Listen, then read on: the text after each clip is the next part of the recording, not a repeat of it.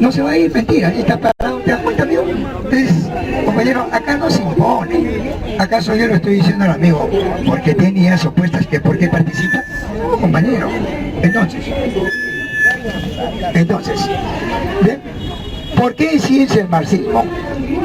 Porque Marx se basa en las tres fuentes. Y las tres fuentes abraza una de ellas, que es el principio elemental de la economía, es decir, la composición orgánica del capital. Y ahí Marx habla de lo que es la composición, ¿no?, de las fuerzas productivas y de lo que es la máquina.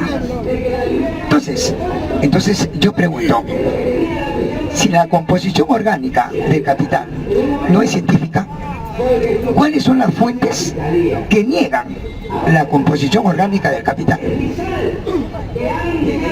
Es facilísimo, mira. La composición orgánica del capital es la descripción de los fenómenos económicos que existen en la sociedad, más la descripción no es ciencia. O sea, para decir que algo es ciencia, no solamente tienes que describir las cosas. La descripción es lo mismo que la observación de los fenómenos que se dan en la economía. Pero yo con la descripción de los fenómenos que se dan en la economía no estoy haciendo ciencia. Tengo que esa descripción tener una hipótesis para plantear cómo supuestamente se dan esos fenómenos. Y de esa hipótesis tener una experimentación para contratar mi hipótesis y crear una teoría científica. La descripción no crea ciencia, simplemente es el primer paso científico. Eso es lo que le falta. Uno puede describir los fenómenos económicos, pero eso, que yo pueda describir los fenómenos económicos, no convierte que lo que estoy haciendo es ciencia. Yo puedo describir los fenómenos de una manzana, por ejemplo, el color, dureza, pero no estoy haciendo ciencia.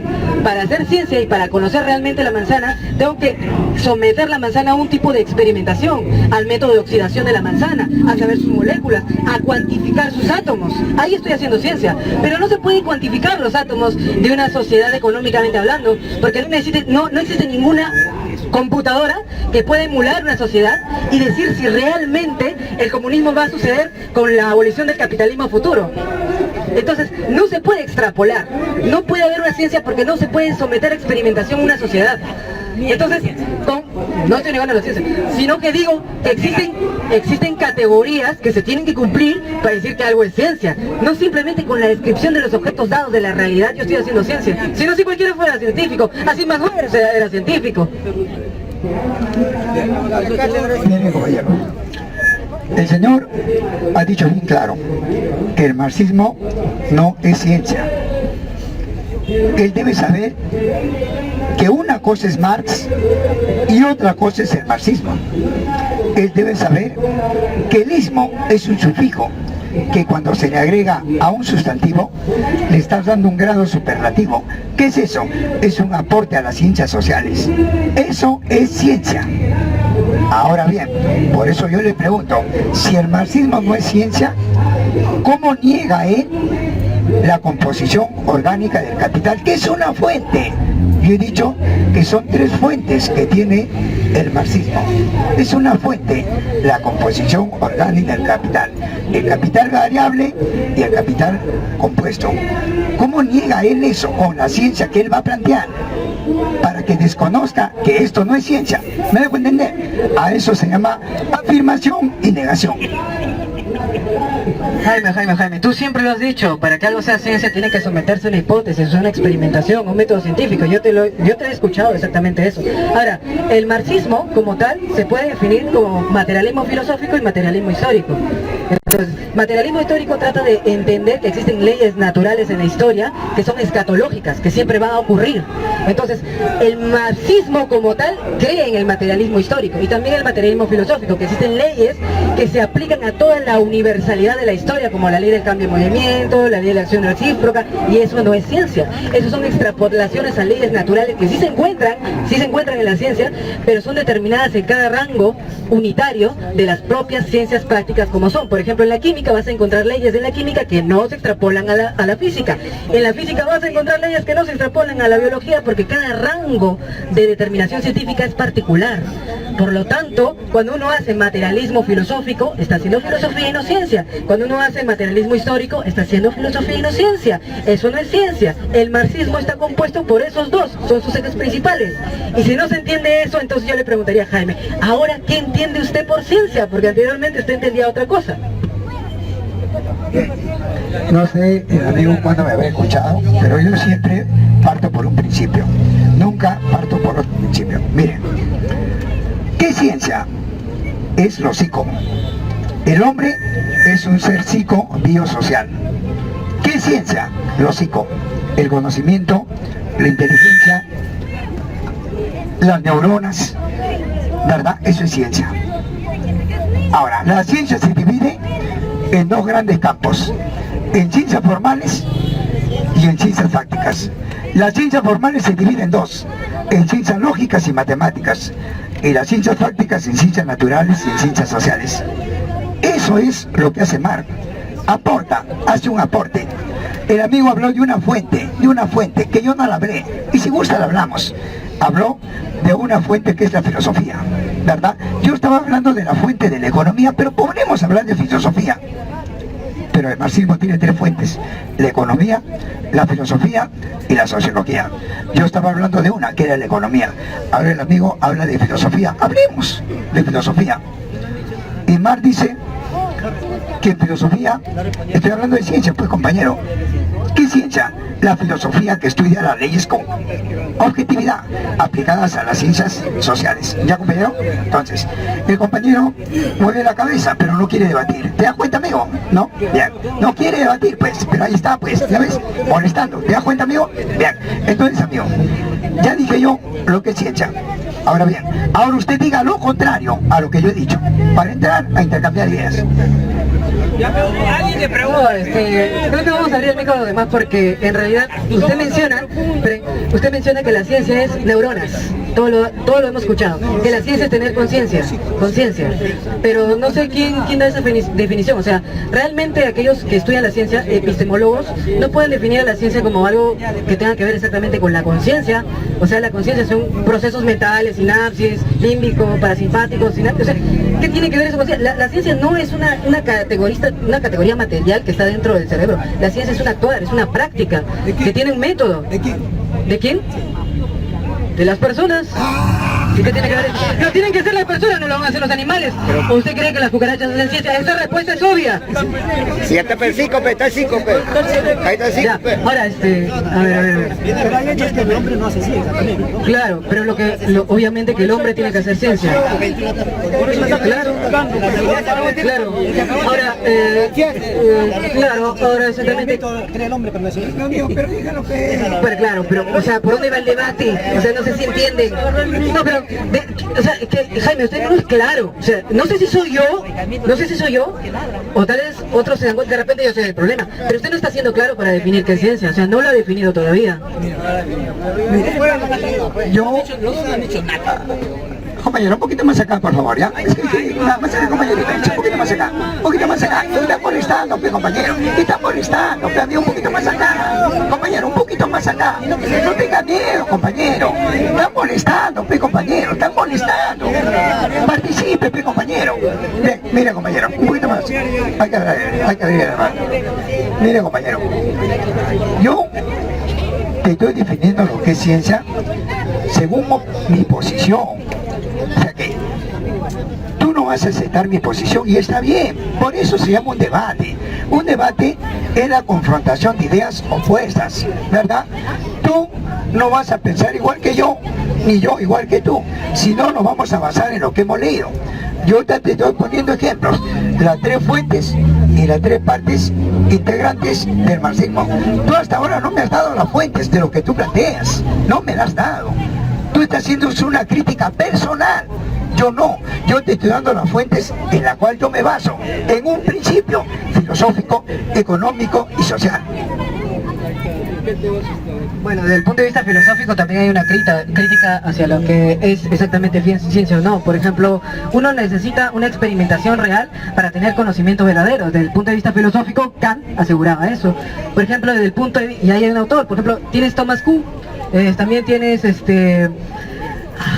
Me olvidé. No, no es Popper. Uno que escribe el método, el discurso y el método, que no tengo exactamente, pero describe exactamente, sí, describe exactamente qué es ciencia dentro de la filosofía. Y dentro de las ciencias, como he dicho, tienes a Alan Sokar, Karl Popper, Thomas Kuhn, Imre Lakatos, que definen exactamente cuál es el determinante que tiene que tener algo para decirse que pertenece dentro de un campo científico. O sea, por ejemplo, no solamente tenemos que recurrir a Mario Bunge, sino también a los epistemólogos que tratan de definir la demarcación entre ciencia y qué no es. Entonces yo, como vuelvo a repetir, el marxismo no es ciencia, y esto ya me dirijo a todo lo demás, porque para que algo sea ciencia tiene que ser experimentable. Si no tiene experimentación, entonces ¿cómo voy a corroborar lo que estoy diciendo? Pues es que el marxismo cae en una utopía, porque describe un mundo utópico que aún no ha sucedido, que es ideal, por eso es idealista, frente a un mundo real que es el capitalista, que tiene sus defectos, claro que sí, nadie lo niega, pero estamos criticando un modelo real, que es el capitalismo como un modelo ideal. Entonces el ideal es infalible, porque no es ciencia, está en la mente de todas las personas, y las personas creen que eso es un modelo fiable por la etiqueta de científico.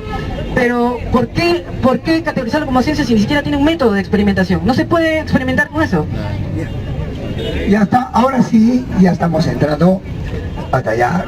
Y eso es lo que queremos, que la gente, no, caramba, se eduque. Y yo también, porque de repente el joven está más leído que yo, ¿verdad? Ya habló y mencionó en primer lugar a Immanuel Kant, la filosofía kantiana. Y se supone que estará documentado con el espacio kantiano. Se supone, ¿verdad? Bien. Yo pregunto, y al mismo tiempo dice que lo opuesto es una utopía, no existe. Entonces yo pregunto, si el idealismo existe, ¿cuál es su negación que no sea el materialismo? Porque para él el materialismo es una utopía. Entonces yo pregunto, ¿cómo él va a negar lo que yo planteo si no existe? Entonces él tiene que negar lo que existe, ¿verdad? Entonces yo le pregunto, si el materialismo no existe, ¿qué cosa él está negando de mí, de lo que yo he leído? ¿Qué puede negar? Jaime, creo que no estás entendiendo y lo que estás haciendo es simplemente dándole vueltas al discurso. Pero voy a hacer tu discurso simplemente. Antes de seguir, quisiera saber qué es para usted conocer algo, conocer. ¿Qué es conocer realmente? Buscar el principio de las cosas, y eso es filosofía, y eso es ciencia. ¿Por qué? Porque ahí actúa el cerebro, las neuronas, el conocimiento, la inteligencia, y eso es ciencia. Entonces, la ciencia hace filosofía porque busca los principios de las cosas. ¿Ven? Entonces, el amigo ya dijo que el marxismo no es ciencia. Entonces yo le pregunto, que me demuestre una ley de la dialéctica, del materialismo dialéctico, que no es ciencia, una ley. Mira, por ejemplo, una ley es una descripción de la realidad, y las leyes como tal son ciencia siempre y cuando describan un ente particular. Cuando uno extrapola una ley a los confines para explicar toda una universalidad, eso ya no se convierte en ley, eso se convierte en dogma, como vuelvo a repetir. Y creo que no estamos llegando a nada, y creo que la gente de aquí se está dando cuenta de que que no se está llegando a nada, porque cuando uno tiene una ley, esa ley solo describe particularmente la instancia dentro del método de experimentación científica. Por ejemplo, si yo soy químico, mi ley química solo me va a describir procesos químicos. Mi ley física solo me va a ayudar a percibir procesos físicos.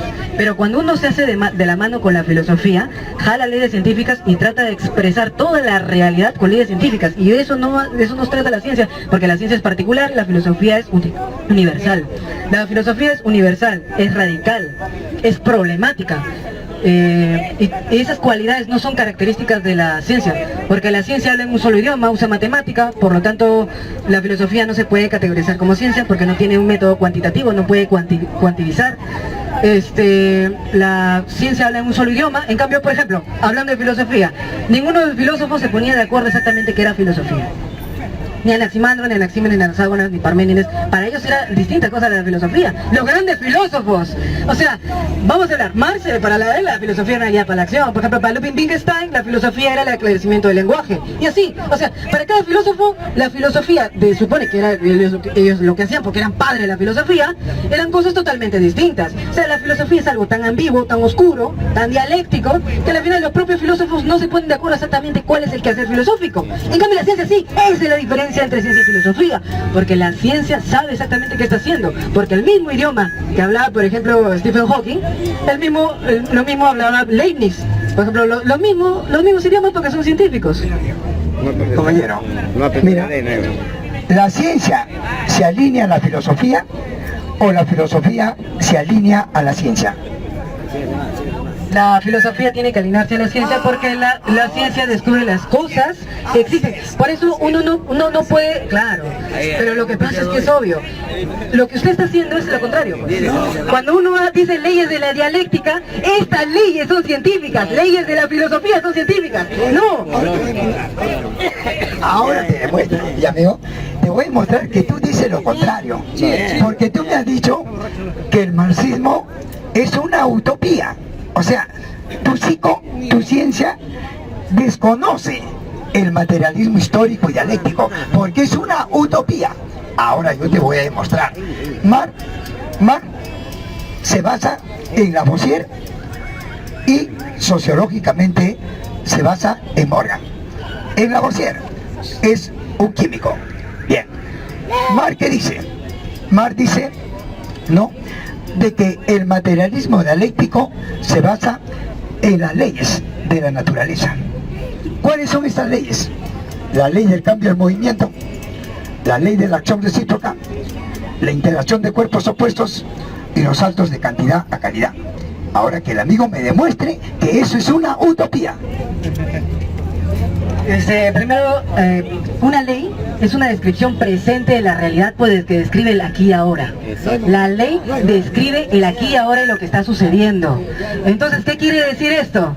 Que si yo encuentro una ley en la ciencia, no puedo trasladarlas al pasado, porque la ley no está describiendo exactamente el pasado, porque la ciencia trata de lo que es, lo que está sucediendo aquí de facto, por eso se dicen ciencias prácticas, y la ciencia no puede extrapolar esa ley hasta el infinito, porque el infinito debería ser, no está sucediendo. Ahora, hablando de las leyes del cambio de movimiento, por ejemplo, ya hemos estado hablando, ya lo he conversado con usted y creo que sigue el mismo problema. La ley del cambio de movimiento es refutable, no todo cambia. Por ejemplo, como que estaba diciendo ahora, dentro de la materia existen características de la materia es extensiva y es intensiva a la vez. Intensivas son las características que permean la materia que no cambian. Por ejemplo, kilogramos sobre metros cúbicos. A pesar que la materia cambia el color, cambia el movimiento, se destruye atómicamente, siempre va a haber una constante de kilogramos sobre metros cúbicos que la materia va a ser permeable, sobre toda la materia. Por ejemplo, la luz también. La luz viaja a 299.000 kilómetros por segundo y la luz nunca cambia, siempre es fija, siempre viaja a la misma velocidad. Es más, los propios científicos han dicho que la luz siempre ha estado viajando a esa velocidad y es muy posible que nunca se haya envejecido. Es una teoría científica, claro está, pero violaría el principio de que todo está cambiando. Otra cosa, por ejemplo, la interacción de reacción de fuerzas opuestos, ¿no? Por ejemplo, cada acción tiene una reacción. Eso solo pasa en la descripción de las leyes newtonianas. Por ejemplo, ya lo estaba explicando antes. Cuando uno tiene un efecto químico, que es mecánico, y uno lo golpea, automáticamente existe una inercia, porque no puede haber materia sobre materia. Obviamente que la materia tiene que trasladar la energía hacia otro punto. Pero, ¿qué pasa cuando es un tipo de materia con física no newtoniana, que sigue leyes no newtonianas? Como por ejemplo los fluidos. En química de fluidos se enseña que las leyes newtonianas no son aplicables, porque la materia se comporta de maneras no newtonianas. ¿Por qué? Porque las leyes solo son aplicadas a determinado campo de conocimiento. Usted está haciendo filosofía, no está haciendo ciencia, señor. Eso es lo que está haciendo. Mira, yo al comienzo le dije a usted, ojo, yo le dije a usted bien claro que la ciencia se alinea a la filosofía o la filosofía se alinea a la ciencia. Y usted reconoció que es la filosofía la que se alinea a la ciencia. Usted lo dijo. Entonces no se niegue. Dos,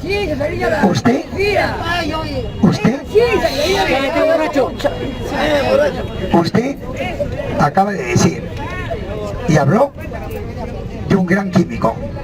Yo le pregunto, la teoría de los cuantos es bien clara. La unidad de la energía es un cuanto. Y yo pregunto, ¿cuál es la fórmula de la energía? Es energía igual a masa Por velocidad al cuadrado. por velocidad al cuadrado. Por lo que masa por velocidad al cuadrado es igual a energía. Por lo que energía es igual a materia a masa. ¿De qué estamos hablando? ¿De qué estamos hablando? Pues, dos, las matemáticas son exactas en la teoría. En la práctica no son exactas. Yo, por ejemplo, te puedo decir ahorita, 2 más 2 son 4. En la teoría son exactas, pero en la práctica las tengo que representar con cuerpos, ¿verdad? ¿Y qué cuerpo no está en cambio y movimiento? El amigo me tendrá que demostrar qué cuerpo no está en cambio y movimiento, porque acaba de reconocer que no puede haber materia sin energía, ni energía sin materia. Ya lo ha reconocido. Entonces, por eso pues, ya demostré que es la energía. No yo, sino la física. Albert Einstein, con los cuantos. Entonces, compañero, pero lo que él no puede demostrar es a Immanuel Kant, la filosofía kantiana. El señor debe de demostrar eso. ¿Cómo demuestra la filosofía kantiana frente a la física? ¿Cómo?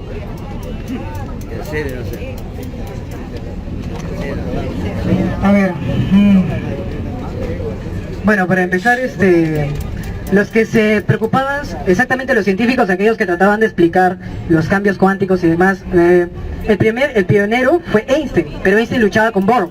Bohr fue el físico cuántico. Y Bohr, más Paul Dirac, más Steven Heisenberg, ellos encuentran los problemas que tenía que afrontar la física. Entonces, eso es cierto que dentro de la matemática, dentro de la física, los números muchas veces no pueden expresar la realidad, porque dentro de la física cuántica hay muchos problemas de la realidad. O sea, la propia ciencia tiene incongruencias a veces, eso es cierto. Pero eso es hacer filosofía, eso es hacer ciencia con un poco de filosofía. Pero cuando usted dice que yo me contradigo porque la filosofía siempre sigue la ciencia, eso no es cierto, porque muchos filósofos hacen filosofía sin ciencia. Y usted también ha hablado de ellos. Por ejemplo, acá tengo uno de ellos, Tomás de Aquino. Tomás de Aquino hace filosofía, pero sin ciencia. San Agustín hace filosofía, pero sin ciencia. Kant sí hace filosofía y apoya la ciencia, porque él es uno de los pioneros para creer mucho en lo que se destina más adelante como epistemología filosófica.